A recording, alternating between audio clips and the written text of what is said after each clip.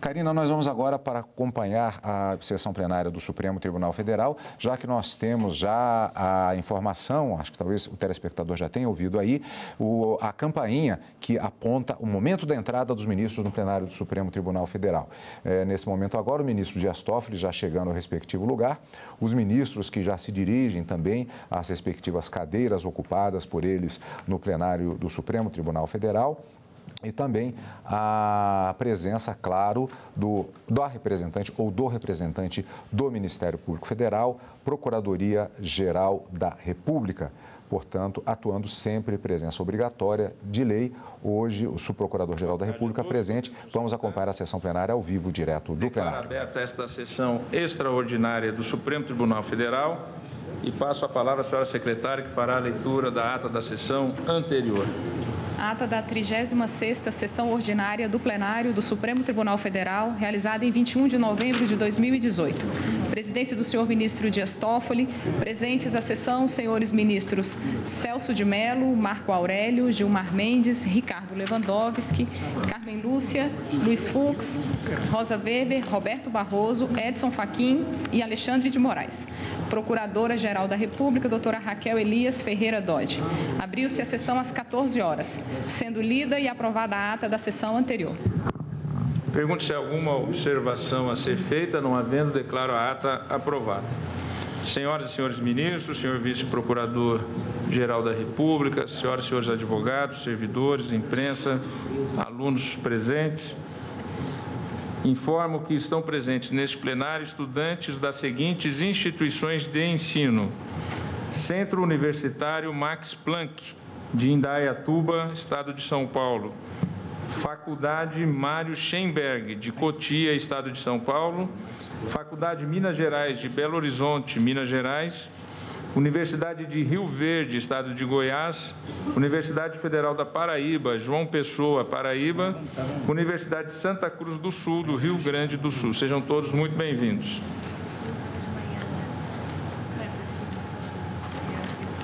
Comunico às senhoras e senhores advogados, ao Ministério Público, que não serão chamados na data de hoje os itens 3 a 10, que são ACOs, que têm como tema o Fundef.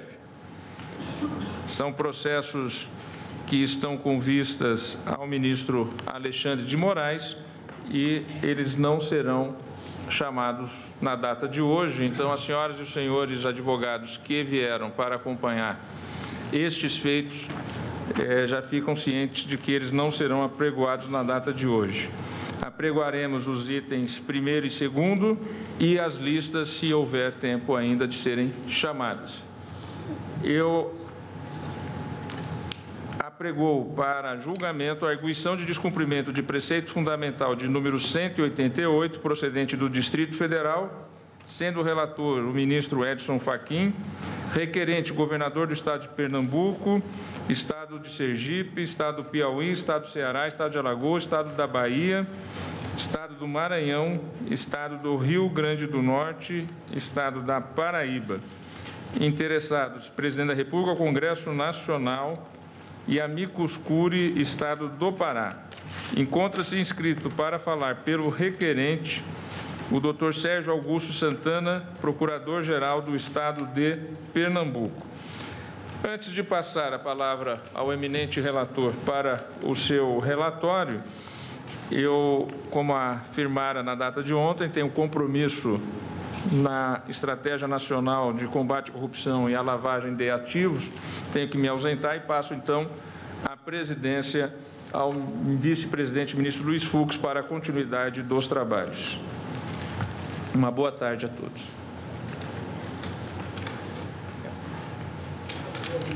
Obrigado.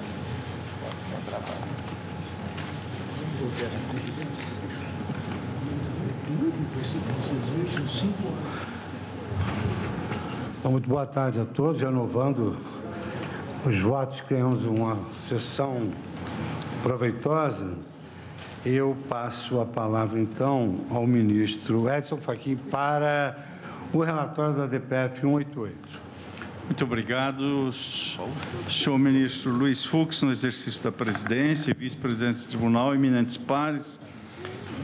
Inicialmente, senhor presidente, como este processo foi incluído em pauta de julgamento já há algum tempo, eu estou também a fazer chegar nesse momento a proposta de deliberação que trago para apresentar logo após o relatório de sustentação a esse colegiado.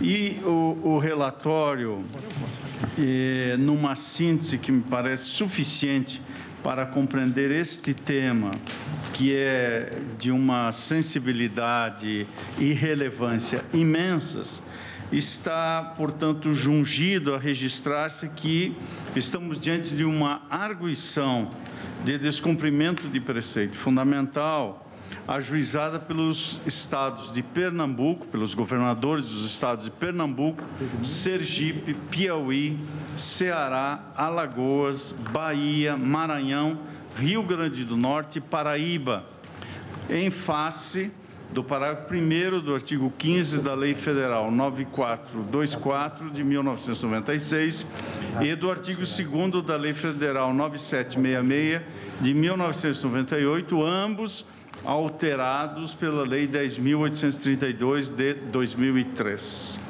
Os arguentes noticiam, em suas palavras, que a propositura da ADPF, desta arguição de descumprimento de preceito fundamental, se justifica em decorrência da interpretação adotada pelo FNDE, Fundo Nacional de Desenvolvimento da Educação, no que diz respeito à sistemática da distribuição dos valores arrecadados a título de salário e educação, previsto pelo artigo 15, parágrafo 1º, das leis que já mencionei, 9424 e 9766. Conforme tem entendido o FNDE, segundo noticiam os arguentes, os valores arrecadados a título de salário e educação têm sido distribuídos não somente de acordo com o critério constitucional do número de alunos matriculados nas respectivas redes de ensino, mas também em função da origem da fonte de arrecadação, trecho que reproduzo da peça inicial. E o que sustentam? Sustentam, portanto, à luz desse argumento, violação aos artigos 149 e 212, em seu parágrafo 6º da Constituição da República, uma vez que, ao vincular o repasse constitucional ao local da fonte arrecadadora, a referida interpretação à lei infraconstitucional afastaria o tributo da sua finalidade, qual seja financiamento da educação. Porquanto os estados mais produtivos, naturalmente, teriam maior repasse, independentemente do número de alunos matriculados.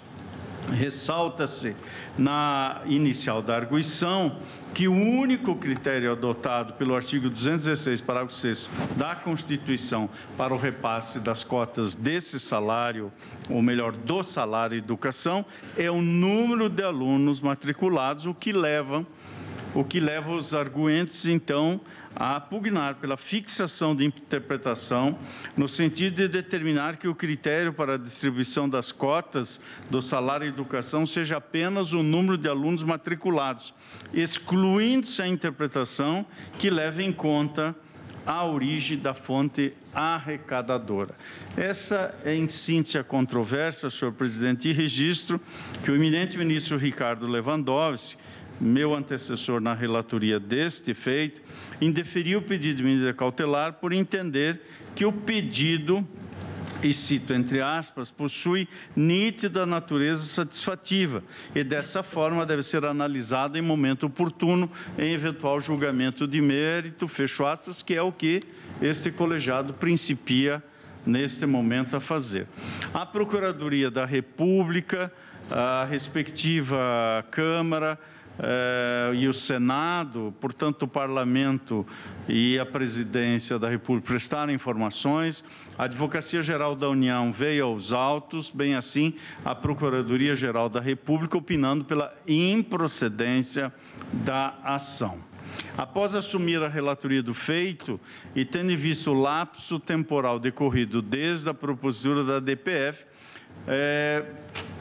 chancelei às partes prazo para apresentação de informações e dados adicionais, tendo os estados arguentes apresentado manifestação conjunta e, em síntese, reiterar os argumentos contidos na inicial pela procedência do pedido.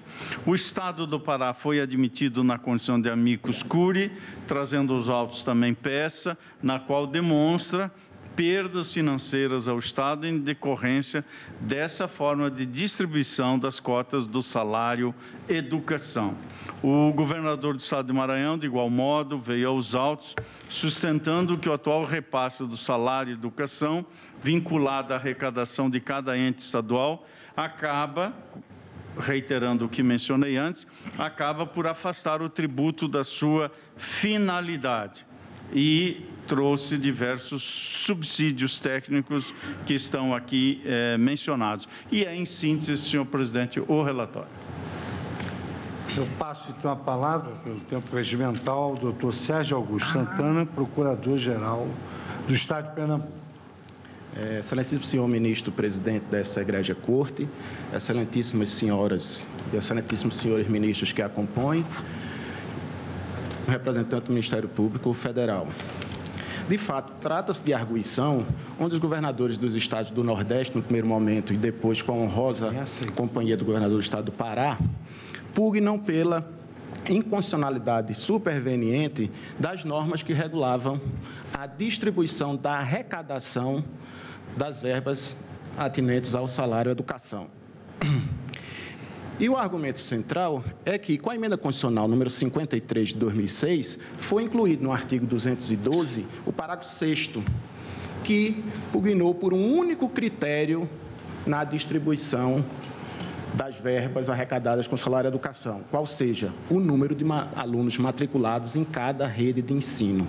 Portanto, estabeleceu um critério igualitário para todos os alunos de norte a sul do país.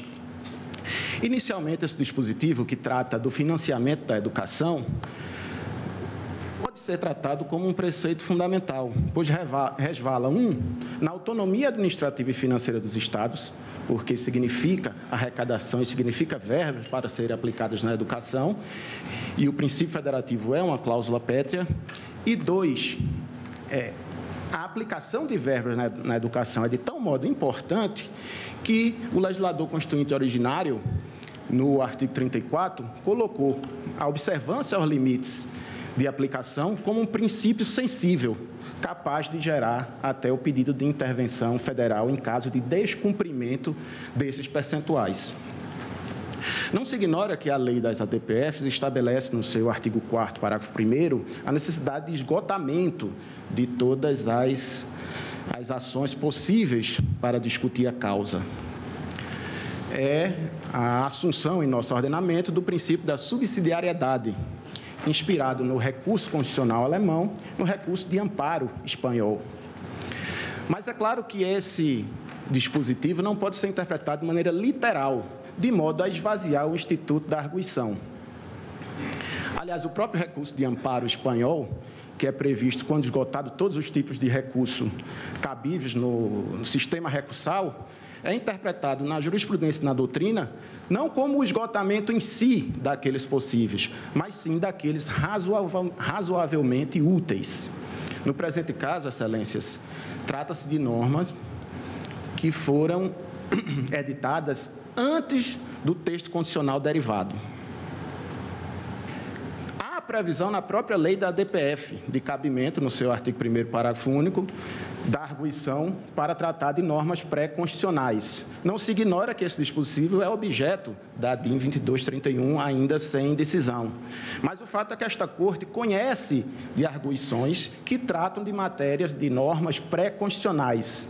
Na DPF 33 e na 130, foram conhecidas as arguições em face de normas antes da Constituição, anteriores à Constituição de 88, e especificamente na DPF 144, de relatoria do ministro Celso de Mello, a Corte conheceu da arguição em face de norma anterior ao texto da emenda constitucional de revisão número 4, Portanto, é exatamente o caso dos autos. Temos normas que possuíram uma inconstitucionalidade superveniente e contra as quais essa declaração de constitucionalidade não poderia ser obtida em sede de ação direta, restando, portanto, cumprido, no entender dos arguentes, o requisito da subsidiariedade previsto no artigo 4º, parágrafo 1º.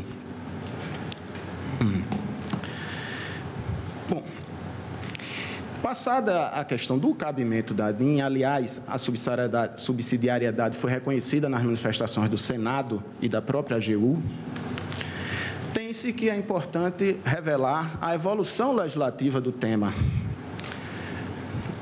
Os argumentos se insurgem contra essas duas normas com o texto dado pela Lei 10.882 de 2003. Mas, mesmo antes, as normas do salário-educação avançavam na previsão constitucional. A redação originária, que não tinha o parágrafo 6º do artigo 212, mas tinha o parágrafo 5º, já dava o caráter de contribuição social ao salário da educação. Esse caráter tributário foi reconhecido por esta Corte ao julgar a constitucionalidade do tributo. Pois bem, discussões do projeto de lei, isso é interessante, que está na manifestação do Senado Federal, nas discussões prévias ao projeto de lei que alterou essas leis, que estabeleceram esses dois critérios, foi originário do Senado, o então senador Valdec Ornelas apresentou emendas para suprimir o critério de arrecadação como utilizável na destinação dos recursos. À época, contudo, por questões de orçamento e financeiras, essas emendas foram rejeitadas. Isso entre 2001 e 2002, já que a norma é de 2003. Posteriormente, contudo, o legislador constituinte derivado entendeu por bem promulgar a emenda constitucional número 53, e aí incluindo, além de alterar a base da educação de fundamental para básica, incluiu o citado parágrafo 6º ao artigo 212, e aí sim estabelecendo um critério de distribuição consoante os alunos matriculados em cada ente. O objetivo da presente arguição é apenas combater o critério hermenêutico que vem sendo utilizado.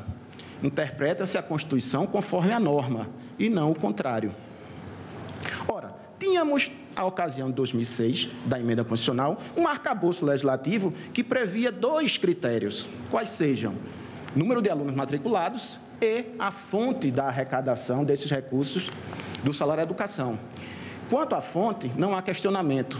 O valor arrecadado continuará sendo o mesmo, não haverá nenhum tipo de acréscimo no montante administrado pelo Fundo Nacional de Desenvolvimento da Educação. Contudo, aquele arcabouço que existia em 2006, segundo as informações da própria AGU do Senado, teria sido constitucionalizado parcialmente.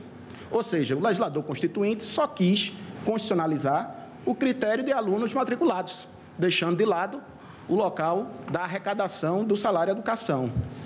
Ora, claro que as normas têm presunção de constitucionalidade, mas não se pode levar o princípio de modo a subverter o próprio texto constitucional.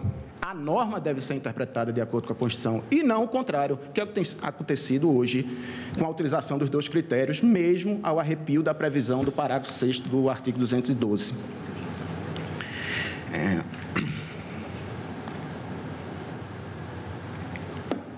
Excelentíssimos senhores ministros da Egrégia Corte,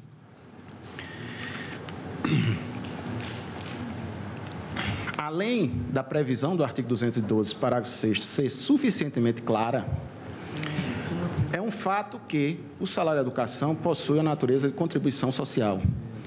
E, por essa natureza tributária, ele observa o modelo finalístico previsto no artigo 149 da Magna Carta. Ou seja, é preciso que se observe a finalidade para a qual o tributo está sendo arrecadado, no caso é financiar a educação.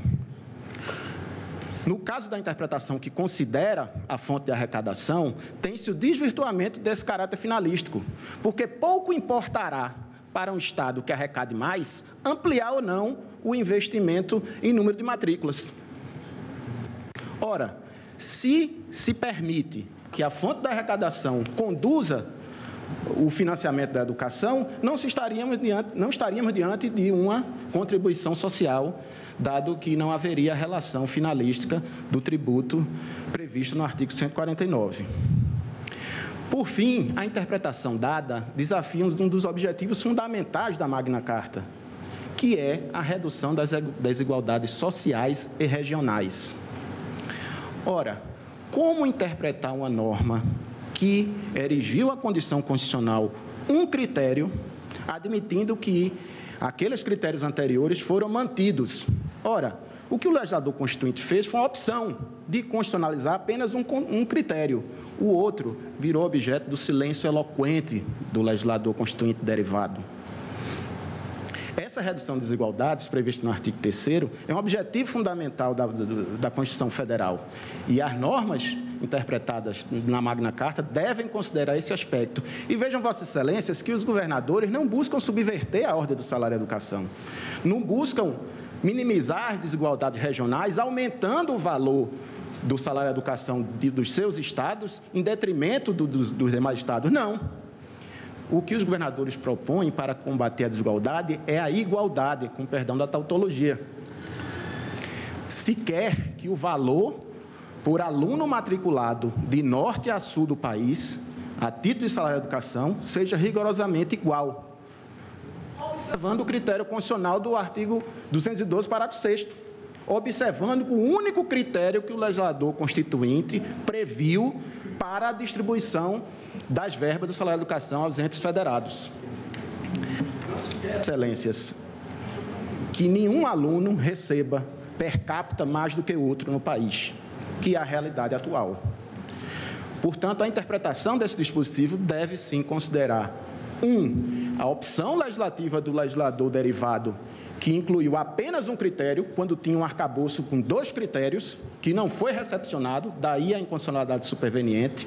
2, que se trata de um tributo que tem sua finalidade, que não está sendo respeitada, porque pouco importa o incremento em razão de não ser preciso aumentar a disponibilidade de vagas para que se continue recebendo as verbas referentes ao salário da educação. E 3, minimizar desigualdades regionais, propondo que, assim como o legislador constituinte consagrou, o valor per capita do salário e educação seja rigorosamente igual para todos os estudantes matriculados na rede de ensino básica do país.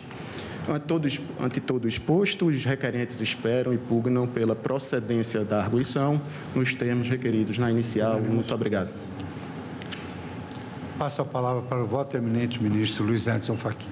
Senhor presidente, saúdo o ilustre procurador do Estado de Pernambuco, que vem de assomar a tribuna com uma escorreita e precisa sustentação oral. Saúdo também o senhor vice-procurador-geral da República, doutor Luciano Maris Maia, os eminentes pares. Senhor presidente, começo inicialmente dizendo que não estou a prometer que serei breve neste voto, porque o tema demanda uma análise percussiente do sentido e do alcance da norma constitucional que trata do salário e educação. Sem querer cometer uma hipertrofia, eu creio que estamos diante de um julgamento que faz jus ao aniversário de 30 anos da Constituição da República Federativa de 1938. E a resposta a esse julgamento dirá muito e será testemunha da compreensão da prestação jurisdicional à luz da hermenêutica que melhor atenda à legalidade constitucional. São 4 as partes que estão contidas nessa proposta de exame e deliberação que trago a este colegiado sobre essa matéria. A primeira, senhor presidente, vou me permitir a ela fazer uma breve referência, porque não creio que sobre essa, posso estar obviamente equivocado, mas não creio que sobre essa haverá demasiada controvérsia. É a que diz respeito, e foi objeto de um segmento da sustentação oral, é a que diz respeito ao cabimento da DPF. Nas primeiras páginas do voto, eu estou assentando o cumprimento do critério da subsidiariedade. Portanto, estou conhecendo para apreciar o mérito dessa arguição de descumprimento de preceito fundamental. Cito inúmeros precedentes que, em meu modo de ver, sustentam essa possibilidade e, portanto, a admissibilidade da DPF, como, por exemplo, em questão de ordem, na DPF, questão de ordem número 1, na DPF da relatoria do eminente ministro Nery da Silveira, apreciada nesse Tribunal Pleno, e julgamento publicado em 7 de novembro de 2003, cito da lavra do eminente ministro Gilmar Mendes, a medida cautelar na DPF 33, que também tomo como norte desta compreensão, do saudoso e sempre arguto ministro Teori Zavascki, colho a compreensão na DPF 127, do eminente ministro Sepúlveda Pertence, o julgamento na DI 3569, e também do sempre lembrado ministro Paulo Brossard, na ADI número 2, julgamento publicado em 1997, 21 de novembro. Portanto, quanto a este ponto, eu estou conhecendo da DPF, portanto, reconhecendo preenchido o requisito da subsidiariedade, entendo que o instrumento é instrumento próprio para se examinar a procedência ou não da pretensão de interpretação, tal como os estados arguentes trazem à colação, e, se vencida esta etapa, em seguida, como se trata do salário e educação, faço uma breve apreciação desse tipo de contribuição social e a sua inserção no espaço normativo. Depois, examino a atual forma de distribuição das cotas do salário e educação e, com base nessas duas premissas, proponho um percurso nas razões de decidir e, ao final, apresento a conclusão que chego nesta matéria. Então, pergunta aos eminentes ministros se há alguma questão preliminar, se acolhem ao cabimento, não há alguma dúvida. Uma dúvida. Então, ministro relator, pode prosseguir em relação... Pois não, senhor presidente.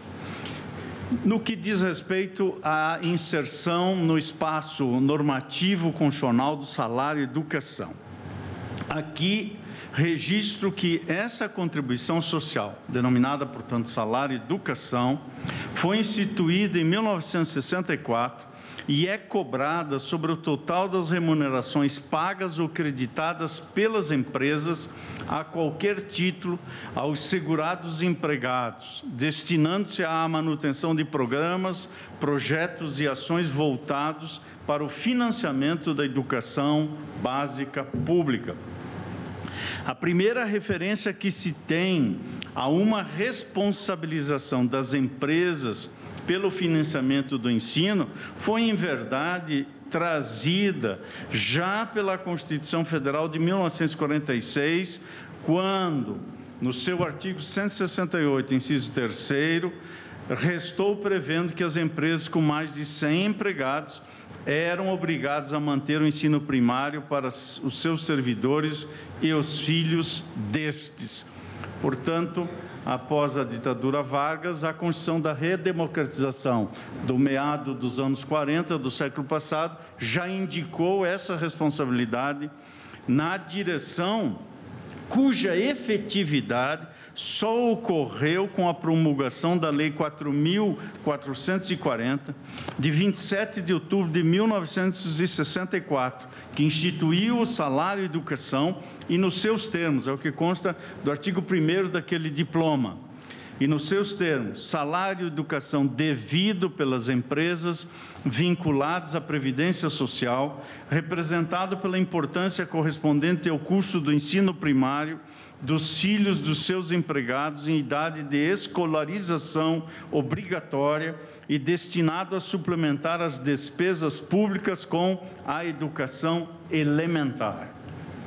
Tal lei previa uma contribuição no percentual de 2% sobre o salário mínimo, a ser recolhido pelas empresas em relação a cada empregado, independentemente do estado civil e do número de filhos. Pouco tempo depois, em 29 de janeiro de 1965, uma nova lei, esta 4863, regulamentada em 8 de março do mesmo ano pelo Decreto 54.902, reformulou o percentual e a base de cálculo. A base de cálculo passou a ser o valor total da folha de salários e a alíquota foi fixada em 1,4%. Havia uma isenção prevista na lei às empresas com mais de 100 empregados que tivessem ensino primário próprio ou distribuíssem bolsas de estudos aos empregados ou seus filhos mediante convênios firmados com escolas privadas.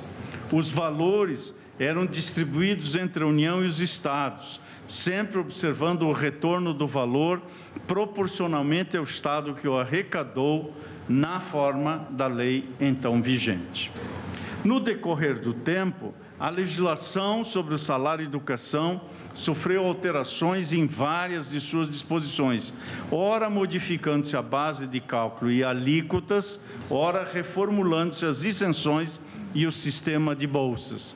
Por exemplo, em 1969, o salário educação foi, por assim dizer, constitucionalizado no artigo 178 da Constituição de 1967, com a redação dada pela Emenda Constitucional número 1 de 69. O Decreto-Lei 1422 de 75, alguns anos mais tarde, regulamentou o artigo 178 e manteve a incidência do salário educação como um percentual sobre o salário mínimo e delegou ao Executivo a fixação de alíquota. Em 82, o Decreto 87.043 majorou a alíquota para 2,5% e previu sua incidência sobre os salários de contribuição pagos aos empregados. E, enfim, tivemos o advento da Constituição da República Federativa do Brasil em 88, e a contribuição social do salário e educação passou a ser prevista no artigo 212 e em seus diversos parágrafos, nomeadamente 5º e 6º, e destinada ao financiamento de programas, projetos e ações voltadas para o ensino fundamental. Posteriormente, a Emenda Constitucional 59, em 2006, ampliou a incidência do financiamento para todo o ensino básico. Essa previsão constitucional do artigo 212, especialmente do parágrafo 5º, foi regulamentada por leis que vieram a lume, especialmente a 9424 de 96, a 9766, o Decreto Regulamentador 6.003 de 2006 e a Lei 11.457 de 2007, que, dispondo de tal modo a revogarem as disposições pretéritas, trataram especialmente das isenções concedidas às empresas que não mais subsistem no atual sistema de arrecadação e distribuição das verbas dessa contribuição. Como não poderia deixar de ser, houve um questionamento sobre a constitucionalidade da contribuição. Apenas estou fazendo um registro histórico para que se possa inserir nesse contexto do custeio da educação. E essa constitucionalidade restou reconhecida e foi sumulada por esse Supremo Tribunal Federal no enunciado 732, do seguinte teor: é constitucional a cobrança da contribuição de salário e educação, seja sob a Carta de 1969, seja sobre a Constituição de 1978 e no regime da Lei 9424. Portanto, a matéria está sumulada. Não bastasse isso, na relatoria do eminente ministro Joaquim Barbosa, em sede de repercussão geral, no recurso ordinário 660933, portanto, sobre a sistemática da repercussão geral, a tese da constitucionalidade foi confirmada. Eu reproduzo aqui o julgamento e, por igual, na ADC número 3, ação direta de constitucionalidade número 3, o Pleno também desse tribunal, em 1º de dezembro de 99, relator eminente ministro Nelson Jubim declarou constitucional, tanto formal quanto materialmente, a Lei 9424, e eu reproduzo aqui o julgamento. Portanto, com esse transcurso, chega-se à compreensão, nesse contexto normativo constitucional, que estamos diante de uma contribuição social calculada com base na alíquota de 2,5% sobre o valor total das remunerações pagas ou creditadas pelas empresas a qualquer título aos segurados empregados, ressalvadas as exceções legais, e é arrecadada, fiscalizada e cobrada pela Secretaria da Receita Federal, que, como se sabe, vinculado está ao Ministério da Fazenda. Após a arrecadação e retenção do percentual de 1% relativo à taxa de administração, os valores são destinados pela Secretaria da Receita Federal ao Fundo Nacional de Desenvolvimento da Educação, que os distribui entre estados e municípios, observando o percentual de arrecadação em cada estado e os parâmetros legalmente estabelecidos. 1/3 é a cota federal, 2/3 é a cota estadual e municipal, redistribuída de acordo com o número de alunos matriculados em cada esfera de ensino. Esse é o estado da arte do ponto de vista do transcurso histórico. Os arguentes se insurgem em relação à compreensão dessa redistribuição e alegam que a prévia distribuição proporcional ao percentual de arrecadação em cada estado é incompatível com o preceito normativo, portanto, com o preceito contido na norma do parágrafo 6º do artigo 212 da Constituição Federal, ali inserido pela emenda constitucional de 2006. Pois bem, feito esse contexto sobre salário e educação, cabe agora, num segundo momento, senhor presidente, fazer uma exposição de todos os parâmetros da atual distribuição da arrecadação do salário e educação e os argumentos contrapostos, ou seja, o que sustenta os arguentes e o que, obviamente, sustenta de modo especial a União. Adentro esse ponto dizendo que a destinação das verbas da contribuição do salário e educação teve, como mencionei, a sua primeira previsão, a distribuição teve a sua primeira previsão no artigo 4º daquela lei de 1964, 4440, o qual esse dispositivo dividia igualmente, após os descontos das despesas de arrecadação, entre o Fundo Estadual de Ensino Primário, para aplicação no próprio Estado, e o então existente Fundo Nacional do Ensino Primário, para aplicação pela União em todo o território nacional. Percebe-se que o Legislativo pretendia, à luz desse parâmetro, fazer uma distribuição mais justa aos estados mais carentes da União. 10 anos mais tarde, o Decreto-Lei 1422, de 1975, que vem a revogar o parâmetro da Lei de 1964, aumentou o percentual destinado aos estados e passou a prever a manutenção das cotas do salário e educação dentro do estado, que as arrecadou, sendo que 2/3 da arrecadação eram destinados a esse estado e 1/3 revertido ao Fundo Nacional de Desenvolvimento da Educação, que, como se sabe, o FNDE é uma autarquia criada no espaço normativo institucional brasileiro em 1968.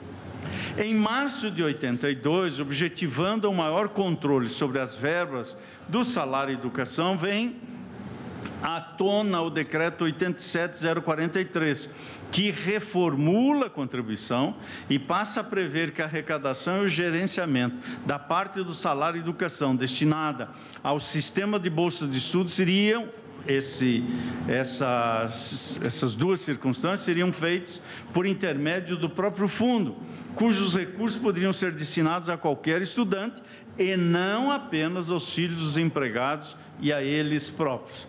Surgiu, portanto, aí aquilo que se tornou conhecido como a figura do aluno da comunidade, expressão utilizada naquele contexto, bem como o sistema de manutenção do ensino, resultando num grande aporte de recursos do salário e educação para as entidades privadas de ensino.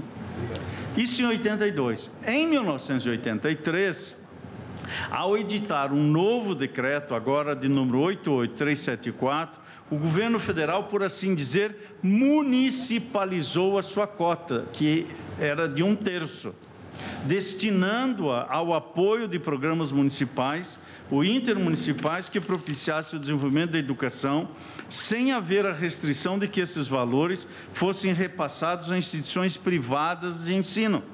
O mesmo decreto atribuía às secretarias estaduais de educação a responsabilidade pela seleção dos denominados alunos da comunidade, que seriam agraciados com bolsas de estudos em escolas particulares.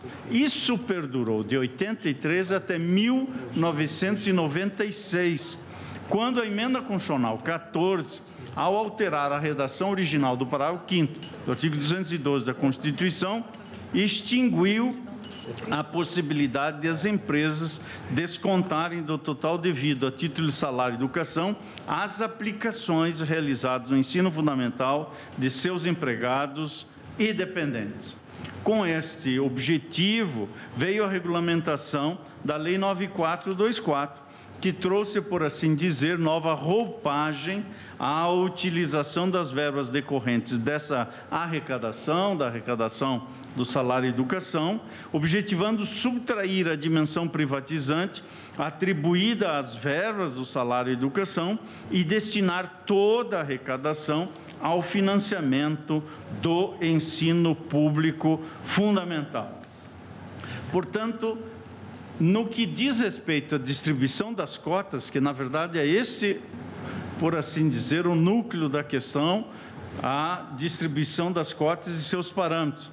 A redação original do parágrafo 1º do artigo 15 da Lei 9424 trazia a seguinte redação, e aqui eu reproduzo a redação original deste parágrafo 1º. Nada obstante, em 2013, a Lei 10.832, e me escuso de ler a redação original, deu nova redação a esse parágrafo 1º, que ficou, portanto, com o seguinte teor: o montante da arrecadação do salário e educação, após a dedução de 1% em favor, essa era a dicção de então, do Instituto Nacional de Seguro Social, calculado sobre o valor por ele arrecadado, será distribuído pelo Fundo Nacional de Desenvolvimento e Educação, observado em 90% do seu valor, a arrecadação realizada em cada estado e no Distrito Federal, em cotas da seguinte forma: cota federal, correspondente a 1/3, e aí detalha a destinação desse 1/3. Cota estadual e municipal, correspondente a 2/3, e aí detalha a destinação desses 2/3. Mais tarde, a Lei 9766, cujo artigo 2º também é questionado nessa ADPF, em meu modo de ver, apenas veio a reiterar a necessidade da redistribuição igualitária dentro do Estado e entre o Estado e seus municípios, dos valores arrecadados, considerando o número de alunos inscritos nas respectivas redes de ensino. E aqui reproduzo esse artigo 2º desta lei, cuja leitura me escuso de ler, e que se trata da reprodução literal do dispositivo legal. A alteração que vem em 2003, promovida pela Lei 10.832, diz respeito à redução do percentual destinados aos estados, de 66% para 60%, bem como a inclusão dos municípios como destinatários diretos dos recursos, na medida em que a destinação do salário e educação e de outras verbas federais para a educação, como a transformação do Fundef para Fundeb, passou a abranger toda a educação básica, vale dizer, pré-escola, ensino fundamental e ensino médio, e não mais apenas o ensino fundamental. Do histórico legislativo que, em síntese, faço, nota-se que a distribuição das cotas salário e educação proporcionalmente aos estados, de acordo com o que por eles foi arrecadado, sempre esteve presente na legislação que regulamenta a contribuição. Nada obstante, para os arguentes, a Emenda Constitucional 53, ao acrescentar ao parágrafo 6º, no artigo 212 da Constituição, não teria repassado a regra, não teria, melhor dizendo, recepcionado a regra do repasse proporcional, ao trazer a seguinte redação nesse parágrafo 6º do artigo 212 da Constituição. As cotas estaduais e municipais da arrecadação da contribuição social do salário e educação serão distribuídas proporcionalmente ao número de alunos matriculados na educação básica nas respectivas redes públicas de ensino. Eis aqui o X da questão, o sentido e o alcance desta redação do parágrafo 6º. E essa redação é equivalente à do artigo 2º da Lei 9766, na redação que lhe foi dada pela Lei 10.832, que consta integralmente neste voto. O que é que sustentam, à luz dessa redação, os estados arguentes? Que a Constituição Federal não previu, na distribuição das cotas entre os estados e municípios, a proporcionalidade em relação ao que os estados haviam arrecadado a título de salário e educação, mas apenas proporcionalmente aos alunos matriculados. Ou seja, os estados entendem que não há esta previsão. Em sua visão, ou seja, dos arguentes, o valor total arrecadado, descontado a cota federal, deveria ser dividido pelo número total de alunos matriculados em todos os estados do país, matriculados na educação básica, e então repassados os montantes equivalentes a cada número de alunos dos estados e municípios. Alegam que essa é a distribuição que deveria ter sido adotada pelo FNDE, após a entrada em vigor da Emenda 53, a qual, em 2006, a qual teria, então, modificado profundamente a sistemática da distribuição das cotas estaduais e municipais, ao deixar de prever a proporcionalidade na arrecadação por estado.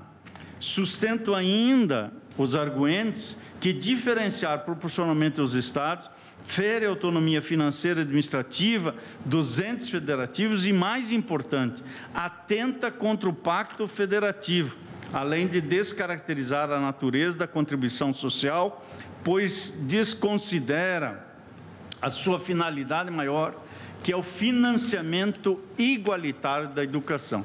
Isto é o que dizem os arguentes. E o que dizem o Ministério Público, a AGU e também o Senado Federal? O inverso, ou seja, sustentam que as regras da lei e da Constituição se complementam, pois, primeiramente, retornaria ao Estado a sua cota de 2/3, proporcional à arrecadação, como previsão legal. E após a redistribuição dentro do Estado e entre esse Estado, cada um deles, e seus municípios, à luz da Constituição, portanto, haveria um critério legal e um critério constitucional, segundo sustentam o Ministério Público, a AGU e o Senado Federal. Isso de acordo com o número de alunos matriculados em cada área de educação. A educação infantil e fundamental aos municípios e o ensino médio aos estados, como regra geral. Argumentam, portanto, os que se contrapõem à tese da inicial, que a distribuição igualitária pelo censo escolar, desconsiderando a origem da arrecadação, causaria uma migração de recursos de uma unidade da federação para outra. Por exemplo, do Estado de São Paulo para o Estado de Pernambuco. Dizem, por fim, que o objetivo da inovação foi apenas ratificar em nível constitucional a metodologia de cálculos das cotas estadual e municipal já previstas em lei. Esse é o atual quadro e assim estão postas as razões tanto dos arguentes quanto daqueles que se contrapõem a essa tese. Do exame desses argumentos, exponho agora, senhor presidente, as razões que tenho a trazer à colação, porque presto contas do dever constitucional de fundamentação nas razões de decidir e, desde logo, anoto que a interpretação que me parece constitucionalmente sustentável, adequada ao Pacto Federativo, é a que dá pela procedência integral da arguição de descumprimento de preceito fundamental e pelas razões que passo a expor.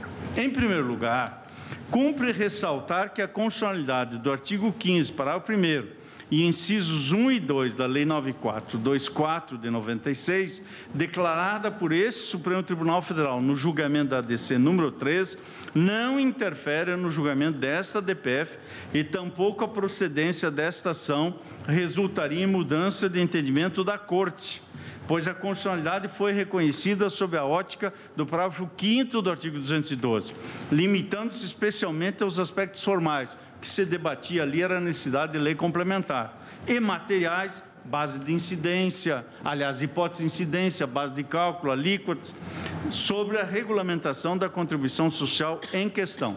Naquela ADC número 3, assentou-se que esta contribuição é espécie de tributo, qualificada como contribuição social geral, voltada a custear a atividade desenvolvida pela União relativamente à educação, que é dever do Estado, conforme a própria Constituição, artigo 205. É de competência federal, criada e regulamentada pela União, arrecadada pela Secretaria da Receita Federal, essa contribuição, e cuja destinação é o financiamento da educação básica, portanto, ensino infantil básico e o próprio ensino fundamental.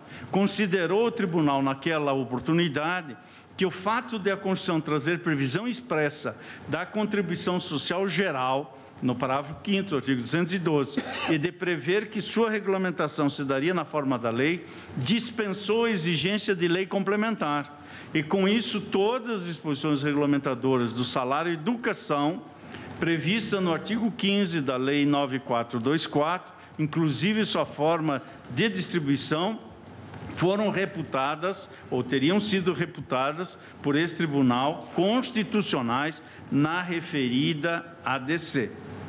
Entretanto, como mencionei anteriormente, a constitucionalidade, especificamente do artigo 15 desta Lei 9424, foi declarada em 2 de dezembro de 99, portanto, sob a égide do texto constitucional vigente à época da sua edição. E, à época, não havia dispositivo expresso sobre a distribuição dos valores arrecadados a título da contribuição social em questão. Entendo, portanto, que a alteração promovida, e o foi legitimamente pelo Poder Constituinte reformador, ao editar a Emenda Constitucional 53 e incluir na Constituição o parágrafo 6º ao artigo 212, resultou inequivocamente na incompatibilidade da regra prevista no parágrafo 1º do artigo 15, no que tange a distribuição das cotas do salário e educação proporcionalmente ao Estado onde arrecadados. O parágrafo 6º desse artigo 212, não é demais remarcar, dispõe que as cotas estaduais e municipais da arrecadação da contribuição social do salário e educação serão distribuídas proporcionalmente ao número de alunos matriculados na educação básica nas respectivas redes públicas de ensino. A esse dispositivo, em meu modo de ver, deve ser conferida uma interpretação legítima e principalmente literal. Segundo o professor Daniel Sarmento, a propósito deste modo de compreensão hermenêutica, o elemento gramatical, também conhecido como literal ou filológico, busca extrair a norma jurídica do texto que a consagra. É, sem dúvida, um elemento decisivo na interpretação jurídica, inclusive naquela realizada no campo constitucional. Almeja-se, por meio do elemento gramatical, esclarecer o significado das palavras empregadas pelo legislador, para, a partir daí, extrair conclusões sobre a aplicação de determinada norma jurídica. Nos casos mais fáceis, O elemento gramatical, diz o professor Daniel Sarmento, já fornece a resposta à questão jurídica em discussão, dando ensejo à subsunção. Em outros casos, o elemento gramatical não será suficiente para o equacionamento do problema. Mesmo nessas hipóteses, o texto permanece relevante, atuando como um dos diversos elementos a serem considerados pelo intérprete na busca da resposta mais adequada à questão. Cito a obra. E, a respeito do elemento gramatical, não se desconhecendo, obviamente, o conjunto de outros instrumentos que a hermenêutica, inclusive do ponto de vista tópico sistemático, coloca à disposição do intérprete, no recurso extraordinário 166.772, no qual se discutia a interpretação da folha de salários, eu colho a afirmação ali feita nesse sentido e que trago à colação pelo eminente ministro Marco Aurélio, de Sua Excelência. O conteúdo político de uma Constituição não é conducente ao desprezo do sentido vernacular das palavras, muito menos o sentido técnico, considerados institutos consagrados pelo direito. Toda ciência pressupõe a adoção de correta linguagem, possuindo os institutos, as expressões e os vocábulos que a revelam, conceitos estabelecidos com a passagem do tempo, quer por força dos estudos acadêmicos, quer, no caso do direito, pela atuação dos pretórios, afirmação que me permite trazer à colação, para acrescer que até a entrada em vigor do parágrafo 6º do artigo 212 da Constituição, não havia norma constitucional que previsse distribuição das cotas do salário e educação. Não havia previsão constitucional. Havia o parágrafo 1º do artigo 15 da Lei de 96, cuja redação foi alterada em 2003 pela Lei 10.832, a qual em nada modificou, à época, a questão atinente à proporcionalidade de retorno da contribuição ao Estado arrecadador. Aquela lei tratava da distribuição entre Estados e União em cotas federal e estadual em proporções de 1/3 e 2/3, respectivamente, do montante arrecadado após descontados os recursos do fundo do FNDE.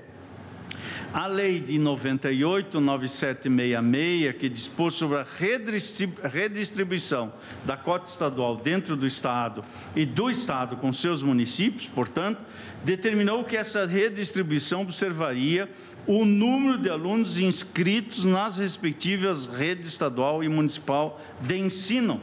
Portanto, dois são os momentos da distribuição das cotas de arrecadação do salário e educação. O primeiro, no qual o valor arrecadado, após o desconto da taxa de administração e na sequência de 10% ao FNDE, é dividido entre a União e os Estados. Para a União, 1/3, para os Estados, 2/3 do valor arrecadado. Esse é o primeiro momento. O segundo, em que o valor recebido pelo Estado é redistribuído entre este e seus municípios de acordo com o número de alunos matriculados nas respectivas redes de ensino. Isso é que está na lei. Ocorre que o parágrafo 6º da Constituição não fala em distribuição e não redistribuição. Portanto, utilizando-se o método quiçá mais elementar, mas cabível na hipótese, de método literal de interpretação, vê-se que, no primeiro momento, se referiu à entrega dos valores arrecadados a título de contribuição social ao financiamento do ensino básico. E, portanto, vê-se em seguida que a Constituição previu uma única forma de distribuição, deixando de privilegiar a distribuição ao Estado pelo percentual de sua arrecadação da contribuição aqui discutida. O que quero dizer, portanto, é que distribuição e redistribuição são dois significantes aos quais não pode ser atribuído o mesmo significado. Os termos distribuição e redistribuição foram objeto de discussão, aliás, quando a alteração constitucional passou pelo Senado Federal, e também foram objeto de debates nos julgamentos aos quais já me referi, nesse Supremo Tribunal Federal, quando a lei mencionada foi aqui questionada em sua constitucionalidade. Na DC3, por exemplo, discutiu-se se haveria inconstitucionalidade formal dessa Lei 9424, pela alteração legislativa decorrente da substituição feita pelo Senado, sem novo retorno do projeto à Câmara, do significante distribuição para a palavra redistribuição, pois anteriormente à modificação trazida pela Lei 10.832 de 2003, a distribuição dentro do Estado, de acordo com o número de alunos matriculados, vinha prevista na própria Lei 9424. E aqui, senhor presidente, eu reproduzo um trecho do voto do eminente ministro Nelson Jobim, naquela ADC número 3, onde esse elemento, por assim dizer, etimológico e também histórico do processo legislativo, é dado à colação. E em que pese a conclusão do tribunal de que não houve modificação da proposição jurídica, assentou-se no Senado que o termo a ser utilizado para o segundo momento de distribuição das cotas do salário e educação era redistribuição, pois uma primeira distribuição já havia sido prevista na lei. Como se percebe, a Constituição Federal, e é isso que eu estou chamando a atenção, porque nela se lê literalmente. A Constituição trata de distribuição de acordo com o número de alunos matriculados, e não em redistribuição. Aliás, a Constituição não faz referência à lei e tampouco à proporcionalidade quanto ao valor arrecadado em cada Estado. Ao ser conferida interpretação gramatical, literal, a esse texto do parágrafo 6º do artigo 212, somado ao histórico do próprio legislador ao alterar a proposição legislativa idêntica, outra não é a conclusão, senão a de que o constituinte reformador estar-se-ia referindo ao primeiro momento, ou seja, a partir da edição da emenda constitucional 53, às cotas do salário e educação destinadas aos estados e municípios, 2/3, que devem ser distribuídas nacionalmente. Aqui está, portanto, o norte que entendo cabível. Devem ser distribuídas nacionalmente, de acordo com o número de alunos matriculados nas redes de ensino. Portanto, entendo que desde a vigência do texto constitucional em questão, esse é ou passa a ser, a partir da vigência desta redação de 2006, do parágrafo 6º, passa a ser o único critério de distribuição da arrecadação aos estados e municípios, desaparecendo o critério da prévia observância da proporcionalidade ao montante arrecadado por cada estado.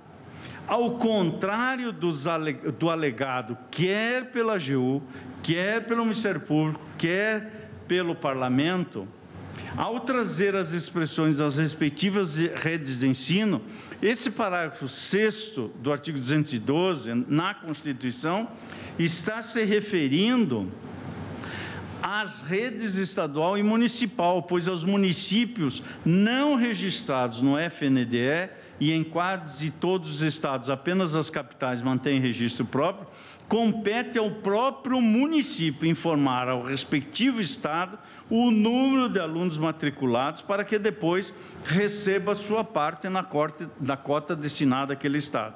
Portanto, quando se menciona respectivas redes de ensino, o constituinte derivado não se referiu à respectiva arrecadação do salário e educação, como o FNDE propõe, em parecer que anexou os autos que foi citado pelo Senado Federal, mas se referem às redes, à rede infantil, fundamental e do ensino médio de cada município e estado, para que os recursos sejam divididos igualmente entre todos os alunos matriculados. Afinal, o país é uma só nação.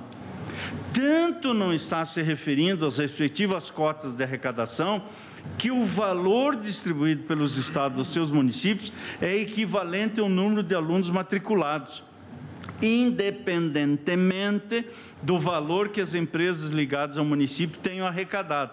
Ou seja, dentro do Estado, o valor de cada aluno para fins de distribuição da cota de salário de educação é igual. De outro lado, constitui objetivo fundamental da República, e creio que isto não é programa de retórica. O que está na Constituição é norma e, portanto, tem caráter vinculante, inclusive ao julgador e a esse Supremo Tribunal Federal também. Constitui objetivo fundamental da República a erradicação da pobreza e marginalização e, mais especialmente aqui, a redução das desigualdades sociais e regionais. Isso é texto da Constituição, inciso 2, artigo 3º da Constituição de 88, bem como é princípio da ordem econômica a redução das desigualdades sociais e regionais, inciso 7º do artigo 170 da Constituição, que reclama seja tomada a sério. A educação, por seu turno, é direito de todos e dever do Estado e da família. E, diz o artigo 205, o ensino será ministrado observando, dentre outros princípios, a igualdade de condições para o acesso e permanência na escola.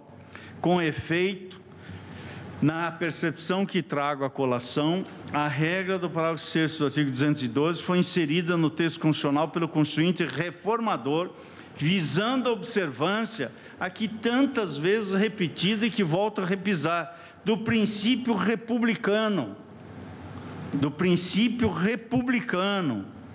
que é também objetivo de redução das desigualdades regionais e dando maior eficácia ao preceito constitucional de que cabe ao Estado propiciar educação pública gratuita, e acrescento, à luz da Constituição, de forma igualitária a todos os cidadãos brasileiros, independentemente do Estado ou município em que resida. Nesse contexto, socorro-me de todo pertinente da lição do professor doutor Fernando Facuri Scaff no que diz respeito à viabilidade de conceber-se o orçamento público de matriz republicana como instrumento de justiça redistributiva. Disse o ilustre professor titular de Direito Financeiro do Largo de São Francisco, e estou seguro de que suas lições ecoarão na compreensão da vinculação normativa da Constituição. Disse o eminente professor, observada a realidade de cada país, o orçamento pode ser tendencialmente mais republicano se cumprir uma verdadeira função distributiva, visando reduzir as desigualdades sociais. Daí a posição justa, sob uma ótica republicana, será de um sistema orçamentário que estiver mais próximo de arrecadar primordialmente dos mais ricos e gastar primordialmente com os que mais necessitam. Aqui se caracterizará o princípio republicano no âmbito financeiro, isto é, o orçamento republicano, pois os recursos públicos, que são coisa pública, estarão sendo usados em prol do bem comum, aumentando o grau de liberdade igual em prol de maior isonomia entre as pessoas. E concluiu o ilustre colega dos eminentes ministros Alexandre de Moraes e Ricardo Lewandowski. Observe-se que isso também vale para a repartição territorial das riquezas, síntese do federalismo fiscal, pois se houver maior arrecadação das regiões mais pobres para realizar primordialmente gastos públicos nas regiões mais ricas, estar-se-á de frente de um orçamento oligárquico. De outra banda, concluiu o professor Scaff, se houver a maior arrecadação nas regiões mais ricas para primordialmente realizar gastos nas regiões mais pobres do país, estar-se-á diante de um orçamento republicano. Fecho aspas. Ademais, acrescento, esta é uma questão que diz respeito à melhoria das condições de vida da população e à transformação da sociedade brasileira como prevista no Programa Normativo Constitucional. partindo, portanto, da premissa constitucional de que toda ação do Estado deve ser regida no sentido de promover a redução das desigualdades regionais e a equalização da situação econômico-financeira dos entes federativos. Eis que a Constituição não vale mais para um Estado e menos para outros. A esse respeito, o professor Gilberto Bercovitch traz a seguinte lição. Diz também o ilustre professor do Largo de São Francisco: o princípio da igualação das condições sociais de vida significa que os cidadãos das regiões menos desenvolvidas têm o direito de que o Estado providencie para eles a mesma qualidade de serviços públicos essenciais que usufruem os cidadãos das regiões mais desenvolvidas. O que se quer evitar é que a população seja penalizada por habitar em um ou outro ente da federação. Para tanto, a União e os entes federados devem atuar conjuntamente para assegurarem a igualdade na prestação de serviços públicos essenciais a todos os brasileiros. E conclui o ilustre professor Bercovitch: a igualdade que se busca é tanto a igualdade dos cidadãos em relação à prestação de serviços públicos, quanto a igualdade da capacidade de todos os membros da federação na prestação desses mesmos serviços. Além desta lição, compreendo, como assentou o eminente ministro Gilmar Mendes na ADI 875, que a distribuição prevista no parágrafo 6º do artigo 212 almejou também, são palavras de Sua Excelência, dotar o federalismo cooperativo brasileiro de mais um instrumento apto a promover o desenvolvimento equilibrado e harmônico do país. São palavras do eminente relator nesta ADI 875, contribuindo assim, acrescento, para o crescimento da autonomia financeira dos entes federativos no exercício de suas competências fixadas na Constituição Federal e, no caso, para garantir uma educação básica gratuita de qualidade. Foi nesta direção que proferi voto na ADI 3165, cujo objeto era a constitucionalidade de lei estadual paulista, portanto, do grande estado de São Paulo, que aplicava sanções à empresa que exigia provas de que a mulher não estava grávida para contratá-la. E em que pese tenha sido vencido, externei minha compreensão acerca do que deve representar o princípio federativo no atual desenho constitucional. Manifestei-me, então, pela necessidade de se reforçar o federalismo em uma dimensão realmente cooperativa, rechaçando-se a centralização em um ou outro ente, por maior que seja, e corroborando que o funcionamento harmônico das competências legislativas e executivas otimizem os fundamentos, artigo 1º, e os objetivos, artigo 3º, da Constituição da República. Este é justamente o caso dos autos. Aliás, nas palavras do professor Bercovitch, que já citei, o fundamento da federação é a Constituição rígida comum. Os diferentes centros de poder político não são dotados de hierarquia uns em relação aos outros. Um não é superior ao outro. O que diferencia cada membro da federação é a atribuição de competências distintas pela Constituição. Outro dado essencial, diz o professor do Largo de São Francisco, para a caracterização de um regime federal é a qualidade estatal dos entes federados, a chamada estatalidade. Qualidade esta que depende da configuração destes entes enquanto centros de poder autônomo e de sua capacidade de influir na tomada de decisões do Estado como um todo. As tentativas de melhorar a capacidade política e administrativa dos entes federados diz respeito, portanto, ao núcleo essencial da ideia de federalismo e arremata dizendo que no Estado federal a unidade é o resultado de um processo de integração em que a autonomia não se limita a ser um objeto passivo, a título de garantia, mas é essencialmente sujeito ativo na formação dessa unidade estatal, a título de participação. Aliás, foi nesta direção que se manifestou o eminente ministro Gilmar Mendes na já citada Lei 875, assentando que o modelo de distribuição das receitas tributárias adotado pela Constituição de 88 possibilita, esse modelo, portanto, que estou a aplicar aqui, possibilita a redução ou atenuação das disparidades existentes entre as unidades da federação. Isto porque os estados e municípios mais pobres, refiro-me, portanto, de modo especial, a boa parte dos estados arguentes, e são palavras do ministro Gilmar Mendes, os estados e municípios mais pobres, não obstante as inúmeras demandas sociais, possuem, em regra, menor arrecadação tributária direta, o que é compensado pelas transferências intergovernamentais. Se mantido em nosso país o modelo próprio do federalismo clássico, que é o federalismo dual, segundo o qual as unidades federadas deveriam se manter exclusivamente com o produto da arrecadação dos tributos de sua própria competência, o fosso econômico entre os entes federativos apenas se aprofundaria. Essa é a resposta que me parece que daremos aqui, se o fosso econômico irá se aprofundar. Acrescento, a realidade da Federação Brasileira é marcada pela desigualdade regional e entre os níveis de governo.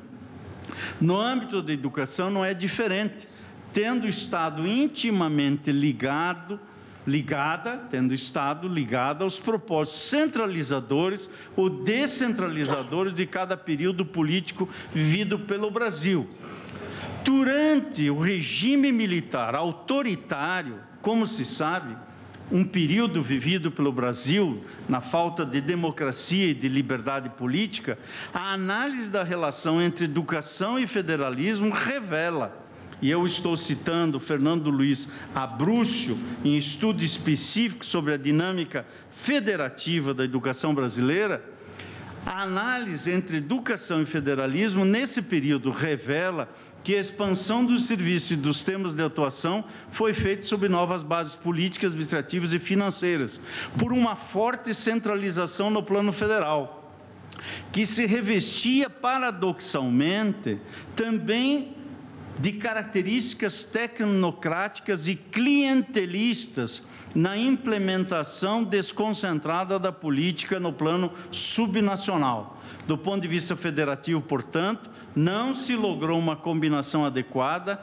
entre nacionalização e descentralização, diz o autor que acabo de citar, é uma publicação da Unesco. E acrescento que o fato da educação básica é fundamental estar quase que totalmente sob a responsabilidade dos estados e municípios, mediante recebimento de recursos do governo federal, e de ter estado a preocupação da União durante décadas centrada no ensino superior e técnico, gerou uma grande distorção na qualidade de escolarização básica da população, especialmente diante da dependência e fragilidade da grande maioria dos municípios em relação aos estados e à União. Por isso que a sociedade brasileira, a partir do começo da década de 80 do século passado, com o processo de redemocratização, buscou o intuito da descentralização da educação e de outras políticas sociais, especialmente no tocante à municipalização do ensino, pela compreensão de que essa descentralização levaria a uma maior democratização e, de consequência, a uma maior eficácia no atendimento e provisão dos serviços aos cidadãos. Diante da necessidade de uma visão nacional para a área da educação e da preocupação da sociedade com uma educação global e de qualidade, o Constituinte de 88, portanto, diferente da concentração autoritária, transmudou a educação em um direito do cidadão e apresentou um resultado equilibrado do ponto de vista federativo que merece ser posto em prática. Segundo o professor que citei, Fernando Luiz Abrúcio, o artigo 211 da Constituição equacionou um novo modelo educacional em 3 etapas. Em primeiro lugar, a Constituição estabeleceu uma divisão mais descentralizada na execução dos serviços, atribuindo um grande peso aos municípios. Em segundo lugar, estabeleceu-se o que seria uma competência comum, segundo a qual um nível de governo atua prioritariamente sobre um ciclo, mas não exclui a competência de outro, que poderá atuar em caso de vácuo no acesso aos bens públicos. E ainda se estabeleceu o papel da União de produzir diretrizes e normas nacionais e, por fim, foi criado um regime de colaboração entre os entes federativos para evitar choques ou ações descoordenadas que pudessem resultar na desqualificação da prestação de ensino. No entanto, esse regime de colaboração, criado pela Constituição, não se revelou suficiente para a realização do propósito de democratização do ensino, pois não foi acompanhado da criação de incentivos financeiros, de gerenciamento ou mesmo de instrumentos de democratização que fossem aptos a trilhar o relacionamento da União com os demais níveis de governo. A solução foi melhor equacionada com a criação do Fundef, Fundo Nacional de Desenvolvimento do Ensino Fundamental, por intermédio do qual criou-se um fundo que comportaria 60% dos recursos constitucionalmente previstos para o financiamento da educação pelos estados e seus municípios, a fim de que esses valores fossem redistribuídos de forma igualitária entre todos os membros da federação. O valor mínimo de financiamento por aluno matriculado seria ainda complementado pela União nos entes que não conseguissem atingir o valor com recursos próprios. Diante dos resultados positivos do fundo anterior e de uma efetiva melhora na universalização do ensino, com uma ampliação da cobertura do sistema, o Estado e a administração teve por bem levar a ideia da universalização não só ao ensino fundamental, que era via Fundef, mas também ao ensino médio infantil, o que resultou na criação do Fundeb, Fundo Nacional de Desenvolvimento do Ensino Básico. Entretanto, em que pese os resultados positivos das disposições constitucionais e dos fundos criados pelo governo para a democratização do ensino, ainda estamos longe de uma efetiva igualdade na prestação de ensino público e da qualidade entre os entes da federação. Os estados cujos recursos financeiros são maiores conseguem fornecer ensino em todos os níveis com qualidade substancialmente maior que os estados mais pobres. É uma perversão da compreensão constitucional. Por isso, não basta a estrita observância do princípio federativo e do objetivo constitucional da redução das desigualdades regionais, que a União complementa através do Fundeb os recursos recebidos pelos estados e municípios para se chegar a um valor minimamente admissível e estabelecido previamente por aluno, já que esse valor é suplantado pelos alunos matriculados nas redes de ensino dos estados mais ricos. Portanto, não se aplica a Constituição, nem se solve o problema educacional. Nesse contexto, a redistribuição das verbas do salário e educação, tal como posta na norma ora impugnada, é critério que não tem guarida na Constituição, nomeadamente na redação do parágrafo 6º do artigo 212 e, portanto, é com ele incompatível. E, ademais, a razão não é apenas normativa estrito sensu. Esse critério do parágrafo 1º do artigo 15, impugnado nesta DPF, não atende ao objetivo da República que está expresso na Constituição, qual seja o de reduzir as desigualdades regionais. Ao contrário, o que faz é contribuir para aumentar a discrepância entre os valores dispensados com o financiamento de cada aluno no Brasil, na medida em que majora a distorção entre o que é destinado para um aluno do Estado, por exemplo, do Estado de São Paulo, em relação a outra unidade federativa, por exemplo, o Estado do Maranhão.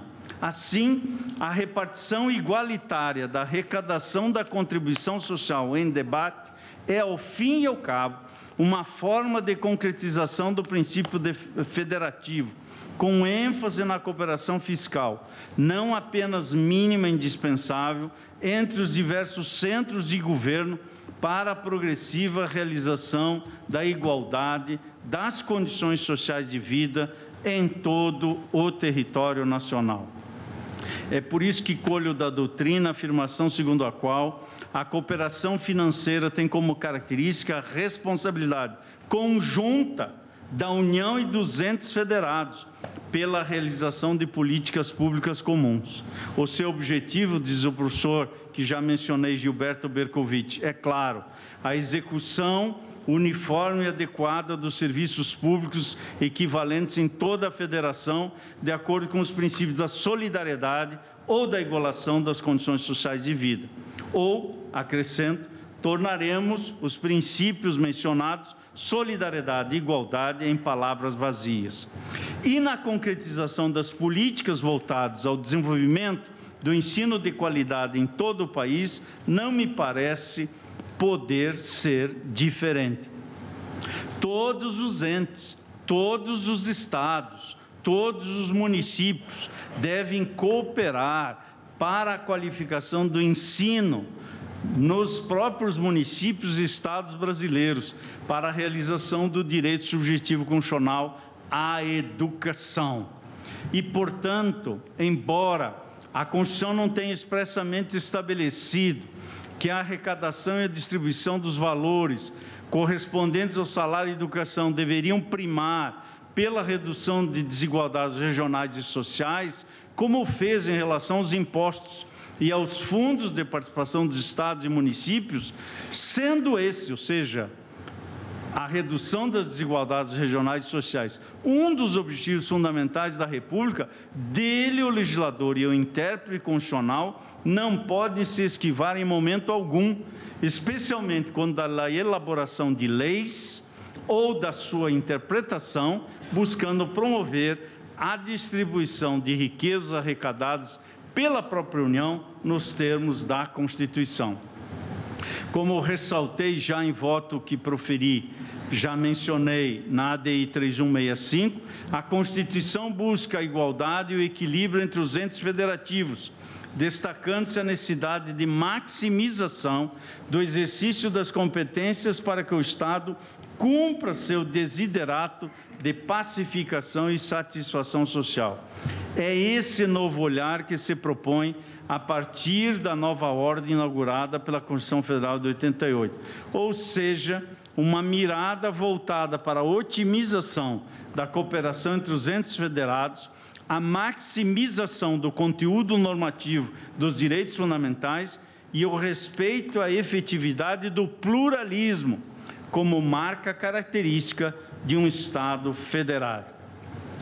Por isso, senhor presidente, eminentes pares, não vejo como possível, à luz do texto constitucional, especialmente da redação dada ao parágrafo 6º do artigo 212, não vejo como possível permitir que um recurso federal, vale dizer a contribuição do salário e educação, destinado ao desenvolvimento do ensino, possa ter destino proporcional à competência arrecadatória de cada ente federativo, resultando numa distribuição desigual e escandalosa, de forma a se chancelar, por exemplo, a distribuição ao Estado do Maranhão do equivalente a R$ 58,92 por matrícula e a do Estado de São Paulo no equivalente a R$ 612,59, a fonte é do próprio FNDE.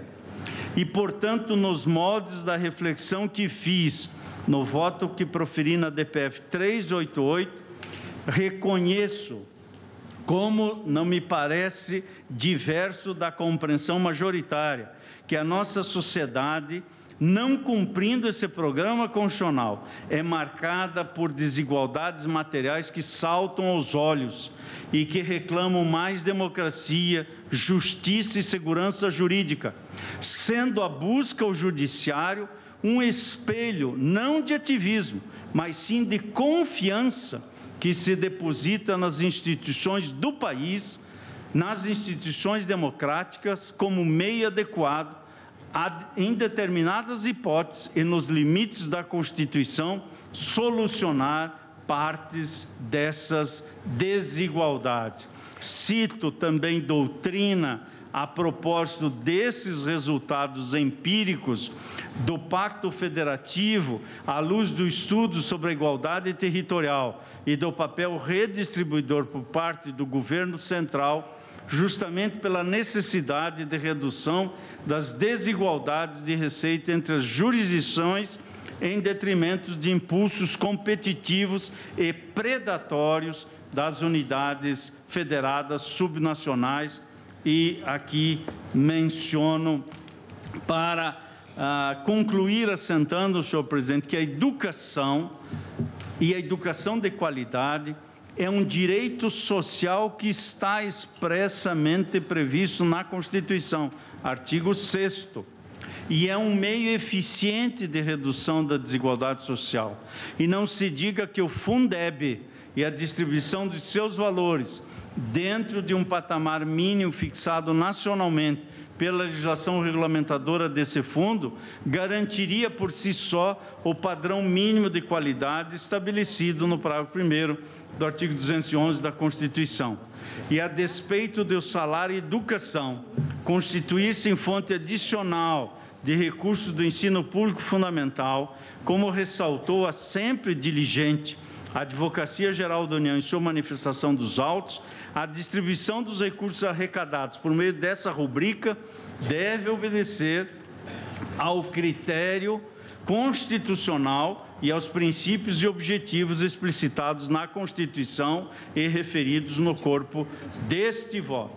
Não há, portanto, em meu modo de ver, como sustentar a constitucionalidade dos critérios de distribuição previstos nas leis 9424 e 9766, porque incompatíveis com o parágrafo 6º do artigo 212 do texto constitucional, pois esse estabelece um único critério de distribuição, qual seja o número de alunos matriculados em cada ente federativo, não se podendo admitir que a lei preveja um critério prévio calcado na origem da fonte de arrecadação. Não houve, assim, uma mera constitucionalização do critério legal de redistribuição das cotas estaduais e municipais, mas sim uma densificação em uma nítida regra de repartição das receitas de um dos objetivos da República, redução das desigualdades regionais, bem como o princípio da igualdade de condições de acesso e permanência na escola, que também leio expressamente no artigo 206, inciso 1º da Constituição. Também não desconheço e registro, senhor presidente, que na exposição de motivos da proposta de emenda constitucional 53, houve a rejeição de emendas parlamentares que objetivavam justamente suprimir do texto legal a distribuição combatida nesta DPF, que leva em conta a origem da arrecadação do tributo, constando expressamente na justificativa dessas emendas o objetivo de permitir uma melhor distribuição dos recursos por todo o país. No entanto, as emendas foram rejeitadas e o argumento no sentido de que causaria desequilíbrio orçamentário em alguns estados não me parece razoável, pois são motivos que não poderiam ser justificadores no âmbito da elaboração da norma. Esse óbice parece muito bem posto na emenda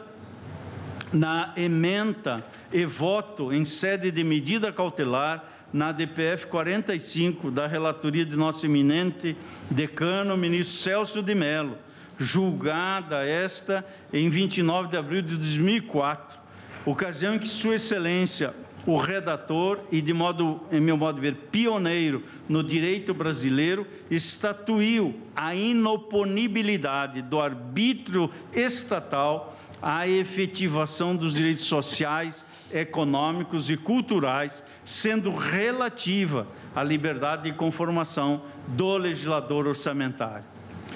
A reserva do financeiramente possível ou limite do orçamento consiste em uma limitação fática e concreta à realização de algum direito, mas isso, em meu modo de ver, nada concerne com o universo de escolhas trágicas ou públicas em que habita a decisão política de redistribuir territorialmente recursos federais segundo critérios populacionais. Ao meu ver, Essa escolha não é arbitrária e a discricionariedade inerente ao legislador orçamentário encontra balizas sólidas nos princípios republicano e federativo. Do acerto dessa incidência, em meu modo de ver, basta verificar que o parágrafo 6º do artigo 165 da Constituição da República atribui aos orçamentos fiscais e de investimento a função de reduzir desigualdades interregionais segundo o critério populacional sob os parâmetros do plano plurianual vigente. Cito a propósito a doutrina de Marco Aurélio Greco em sua obra sobre solidariedade social e tributação para assentar que não se há de interpretar a Constituição a partir da lei, e sim a lei a partir da Constituição, para compreender que o objetivo do parágrafo 6º do artigo 212, ora em debate, foi apenas reproduzir um dos critérios de distribuição das cotas do salário e educação previstos em lei, mas não de todos. Ao contrário, a partir da previsão de um único critério no texto constitucional, de acordo com o número de alunos matriculados e do silêncio em relação ao outro critério previsto na lei, ou da prévia distribuição conforme a origem da arrecadação, há que se direcionar a interpretação do ordenamento positivo, observando agora o texto constitucional, a fim de se obter o sentido que melhor traduz a direção a seguir nas normas, na aplicação das referidas normas. E é por isso que, em meu sentir, a direção correta é afastar o sentido da expressão contido no parágrafo 1º do artigo 15 da legislação mencionada, diante da previsão constitucional de distribuição das cotas de salário e educação prevista no parágrafo 6º do artigo 212. Assim, senhor presidente, proponho o julgamento integralmente procedente, com base nessas razões, e peço mais uma vez escusas pelo alongado voto, mas, entre outras circunstâncias, como não é incomum se passar com todos nós, eu houver indicado 2 anos faz o feito à pauta. E, portanto, por essa razão, a verticalização do voto que estou propondo, a procedência desta DPF, com a finalidade de acolher a pretensão dos arguentes no sentido de proceder à interpretação conforme do conjunto normativo compreendido pelo artigo 15, parágrafo 1º da Lei Federal 9424 de 96 e do artigo 2º da Lei Federal 9766 de 1998, ambas alteradas pela Lei 10.832 de 2003, para determinar que as cotas estaduais e municipais cabíveis a título de salário e educação sejam integralmente distribuídas, observando-se tão somente a proporcionalidade do número de alunos matriculados de forma linear. E, a despeito de inexistir imperativo legal para a fixação de tese de julgamento, em se chegando a esse ponto, farei a proposição nessa perspectiva, e é como voto, senhor presidente. Cumprimentando Vossa Excelência pela profundidade e erudição do seu voto, eu passo a palavra ao ministro Alexandre de Moraes. Presidente, boa tarde. Eu também quero somente cumprimentar o advogado, o procurador que fez a sustentação da tribuna e o profundo e detalhado voto do ministro Fachin. Mas, presidente, eu peço vista dos autos. Presidente, só para antes da ministro Gilmar, com a palavra. Sem dúvida nenhuma, acho que é oportuno o pedido de vista do ministro Alexandre de Moraes. Nós vimos aí a complexidade da questão trazida pelo ministro Fachin, um tema que vem sendo, de alguma forma, já visitado, tangenciado pelo tribunal. Eu até diria que não foi o propósito do presidente, mas nós estamos a vivenciar um quadro de pauta-bomba, porque temos essa questão do Fundeb. que recentemente foi objeto de decisão. E eu vi que, num dos casos, só, presidente, os honorários estão fixados em R$1 bilhão. Portanto, mostra que alguma coisa tem de desproporcional aqui. E mostra também como nós devemos lidar com essa temática, porque o Fundeb já é passé, ele já está superado. Então, o que está a ocorrer, e os técnicos têm observado, é que está havendo pagamento via precatório, e alguns estados estão fazendo pagamento para professores de 13º, 14º, 15º salário para gastar em educação. Veja, portanto, é um modelo muito equivocado de fazer justiça, se é o que é o caso de haver aqui algum equívoco. Que veja, está se determinando que se gaste em educação, mas isto se dá com efeito retroativo. Como não se tem como fazê-lo, né, se está a fazer de maneira imediata e talvez perdulária, em muitos casos. Então, é preciso que se tenha muito cuidado nesse modelo, né, e tem que se discutir. Aqui, o ministro Fachin mostrou também a disparidade do critério de distribuição per capita, por aluno, o que faz com que o estado do Maranhão receba R$50 e São Paulo fique 600, né? Agora, tem que se perguntar, na medida em que se decide, o ministro Fachin já colocou isso no voto, de maneira muito responsável, que se tem que discutir a questão dos efeitos, da modulação de efeitos que Sua Excelência vai propor.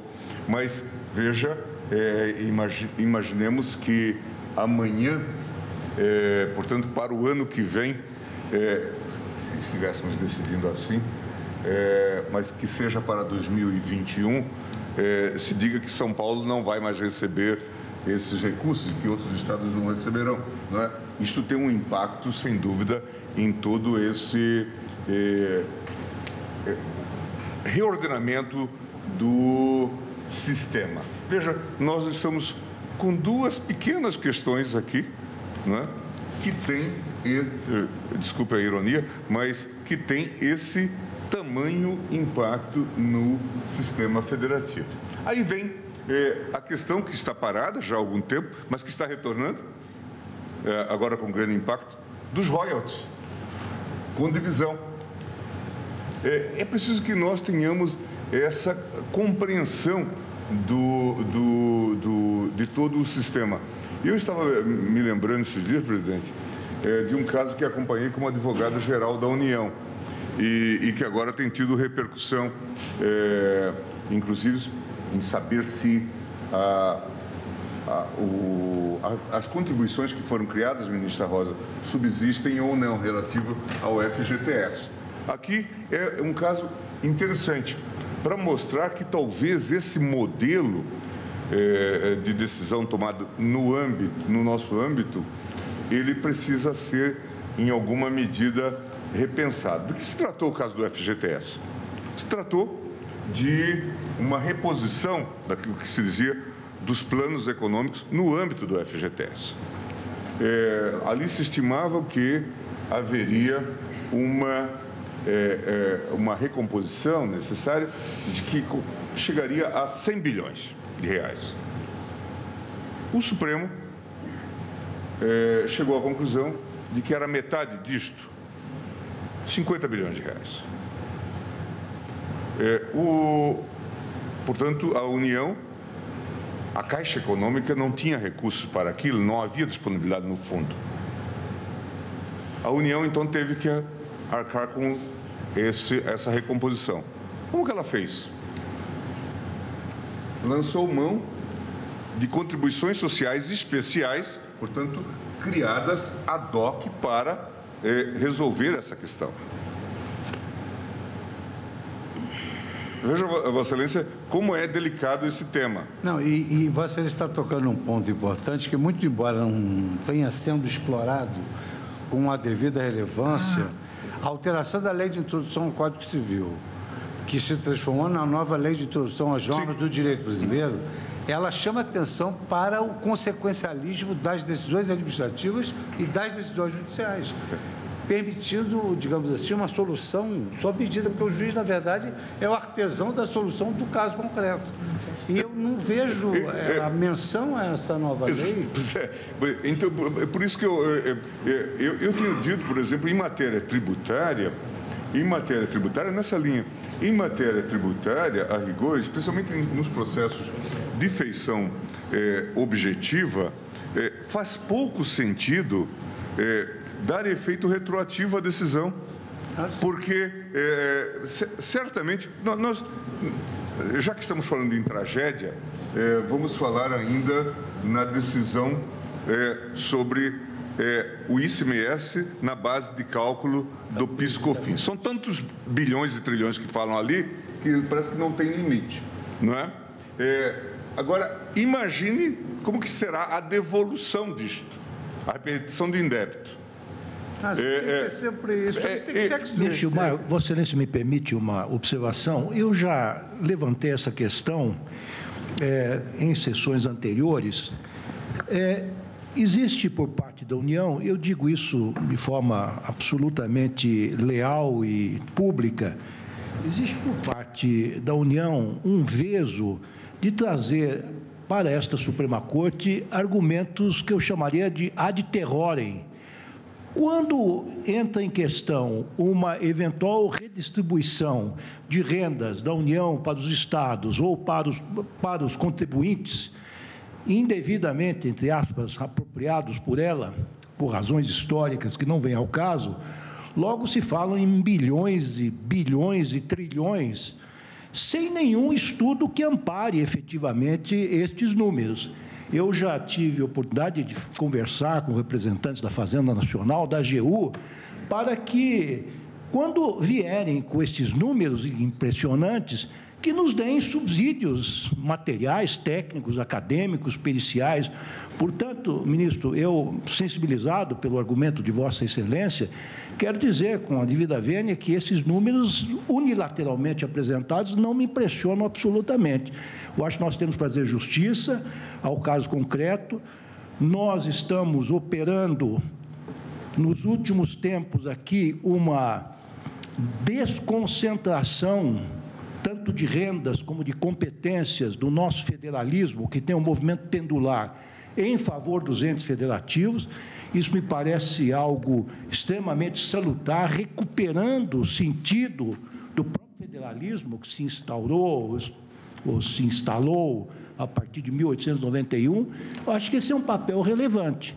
Eu penso que houve, nos últimos tempos, uma concentração enorme de rendas e competências em favor da União, e nós, numa releitura da Constituição, estamos promovendo, em boa hora, ouso dizer, uma desconcentração disso. Então, ministro, mas sem prejuízo, claro, de meditar e respeitar o ponto de vista de Vossa Excelência, eu penso que esta Corte precisa cumprir o seu dever com relação à recuperação ao verdadeiro espírito que norteia o federalismo, não só brasileiro, mas no mundo todo. Veja, nós não estamos em discordância. O ministro Fachin, inclusive, me honrou com a citação do debate que nós tivemos aqui, no caso, por exemplo, do FPE, a questão de que haja critérios de justiça para uma boa distribuição dentro de um modelo de federalismo cooperativo.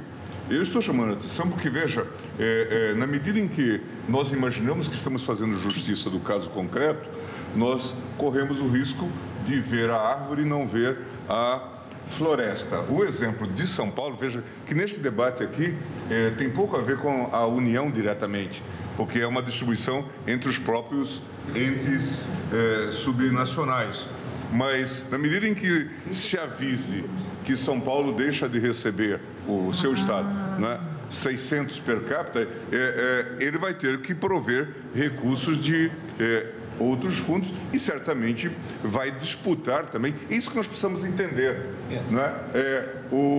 Vai ter que haver realocação, por exemplo, dos recursos do Fundeb, É para isso que, para não nos louvarmos apenas nas afirmações dos interessados aí, da União, é que precisamos entender isso no seu conjunto. E são muitas as questões que estão postas. Eu estou relembrando do caso que já teve uma certa ardência em outro momento e que vai voltar. Ainda ontem ou anteontem, um jornal de grande circulação chamava atenção para a necessidade de que não se fiem nessas fontes finitas de recursos, que é a questão dos royalties. Né? Nós já tivemos essa discussão e esse tema vai voltar com a divisão. Né? Dizem que há uma maldição, inclusive, em relação a esses recursos. Né? Eles são mal gastos.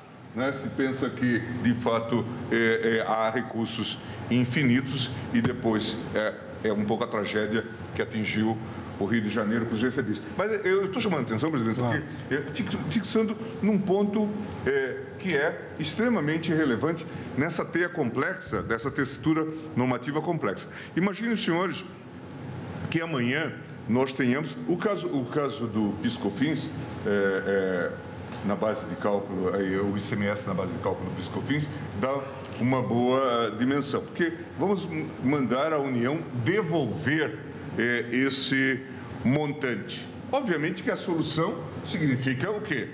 Tributar mais, se for o caso, aqui ou em outra fonte, para obter os recursos, para fazer a devolução desses recursos eu sempre costumo que compõem a Seguridade. Veja, uma área que já per se sabe deficitária.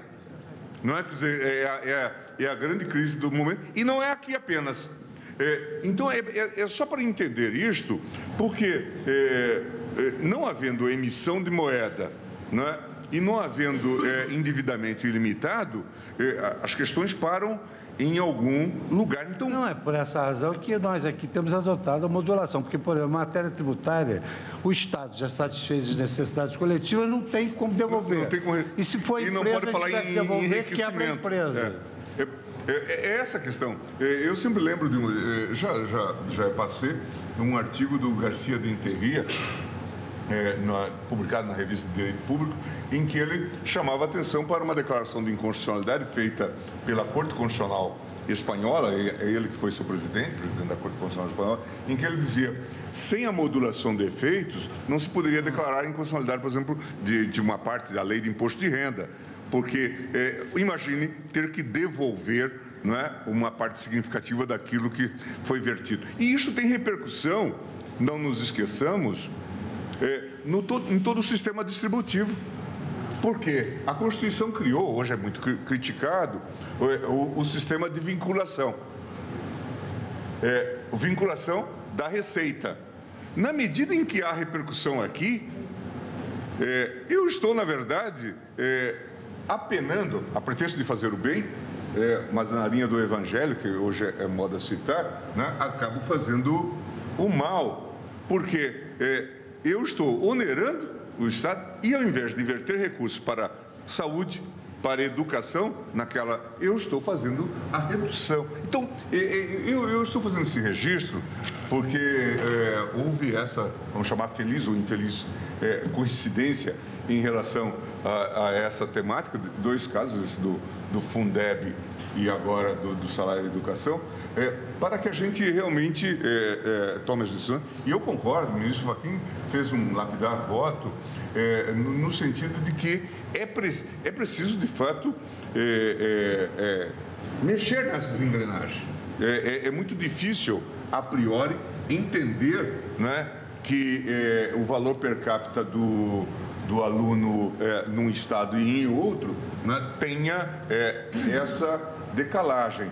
O próprio debate que se trava mundo afora, no modelo de fundo de participação dos estados, mostra, por exemplo, na Austrália se faz um esforço para fazer com que haja uma compensação em relação ao PIB. Quer dizer, de fato, o repasse há de se fazer de modo a fazer uma transferência de recursos para aqueles estados ou aquelas unidades que têm menor força financeira. Eu estou só chamando a atenção de que isto há de se fazer, né, dentro de padrões técnicos que não levem realmente a provocar um tumulto num sistema que já tem disfuncionalidades, como nós sabemos. Eu queria fazer esse registro. Não, muito pertinente, Vossa Excelência, ministro Alexandre. Presidente, apenas um aspecto, e vou raciocinar em voz alta. É que o parágrafo 6º do artigo 212, vou refletir sobre a matéria, não tenho ainda convicção formada, não alude a um fundo. E aí ter-se as cotas estabelecidas a partir da arrecadação nacional.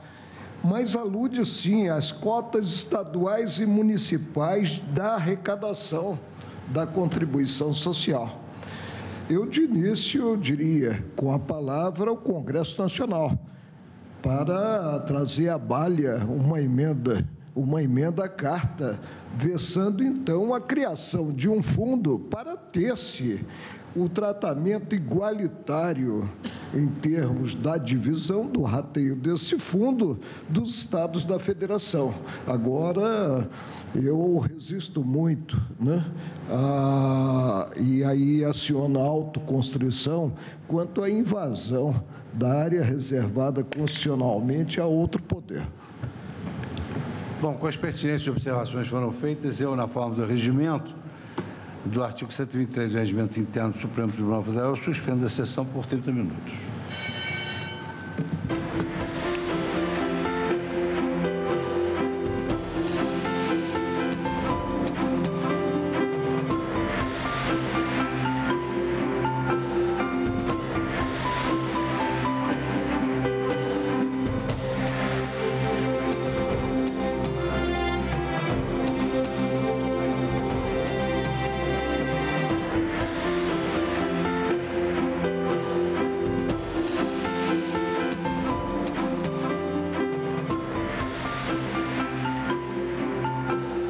Artigo 123 do Regimento Interno.